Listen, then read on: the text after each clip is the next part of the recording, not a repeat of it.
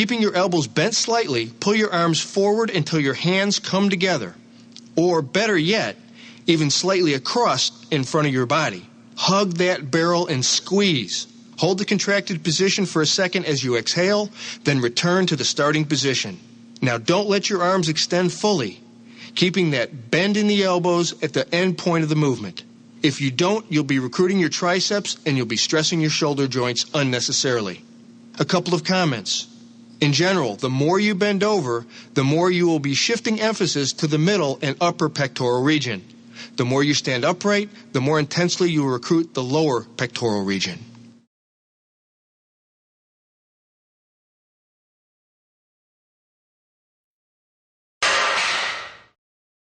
Now let's look at the 4-exercise program we have designed specifically to sculpt and define your chest musculature. We're going to open with the flat bench dumbbell press, pyramiding up through 4 sets of 12, 12, 10, then 8 reps. The incline dumbbell press will follow with 3 sets, starting heavy on the first 2 of 3 sets of 8 to 10, 8 to 10, and finally 12 reps. The third exercise is the incline dumbbell fly, 3 sets of 12 with steady weight, and finally the pec deck fly, 3 sets of 15 straight weight. In this variation of the classic bench press, independent dumbbells give you a greater stretch at the bottom and help you achieve a stronger contraction of your pecs. Don't forget, though, you may have to reduce your normal bar weight to adjust for the difficulty of balancing the dumbbells.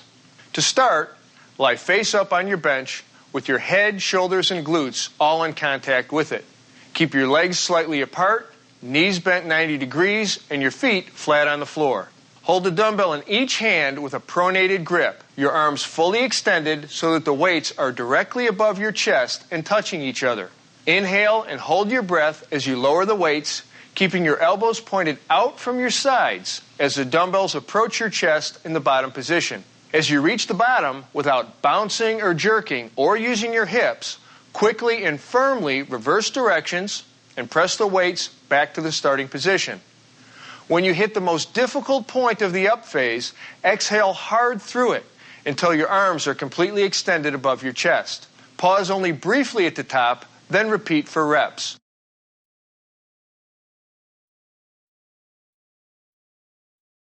Here's a variation. You can do the dumbbell press with a neutral grip, in which your palms face your torso and your elbows stay closer to your sides. This involves more of the upper portion of the pecs together with the anterior delts, and it also puts a little bit of additional stress on the triceps.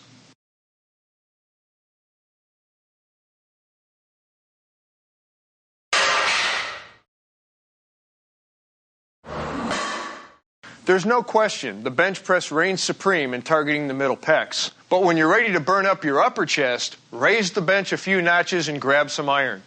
Sit on your inclined bench set anywhere between 30 and 45 degrees. The steeper you make the angle, the higher you place the stress on your chest. Have your head, shoulders, and glutes on the bench, with your feet firmly on the ground for support and balance. Hold a dumbbell in each hand with a pronated grip. You're going to want to keep your head neutral and your eyes facing the same way throughout this exercise, straight up. Now bring the dumbbells to shoulder level with your hands just outside your shoulders and your elbows out from your body as you inhale and hold your breath to stabilize your torso. Then press the weights upward and inward. As you pass the most difficult part of the up phase, exhale hard right up to your full extension overhead. Pause in this overhead position, and here you can actually squeeze the dumbbells together like you're trying to crush a walnut for added intensity. Slowly inhale and hold your breath, lowering the weights to the starting position, then press up again into reps.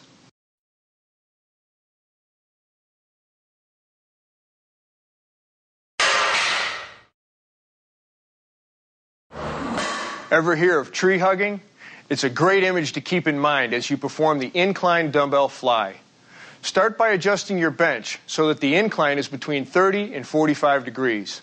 Lie face up on the bench with your feet flat on the floor. Hold the dumbbell in each hand with your palms facing up and extend your arms above your chest. Inhale slightly more than usual and hold the breath as you now lower your arms out to your sides. Keep your elbows locked in a slightly bent position throughout the range of motion. As your upper arms approach shoulder level or slightly below and you feel a strong stretch in your chest, slowly and smoothly reverse directions.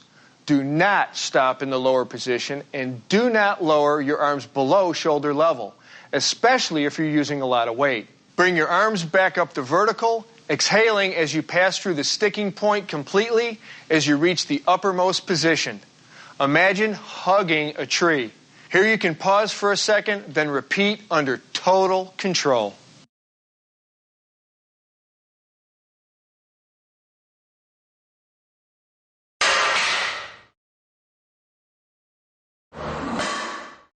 Here's a chance for you to really blast your pecs at the end of your workout with the Pec Deck machine.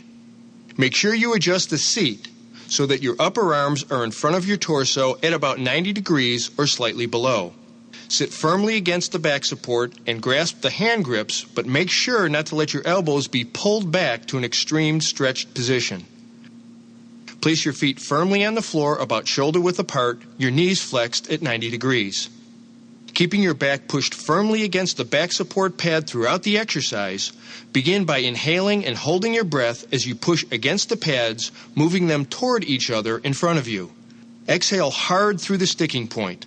In the end position, push hard and hold for 1 to 2 seconds to achieve a strong peak contraction.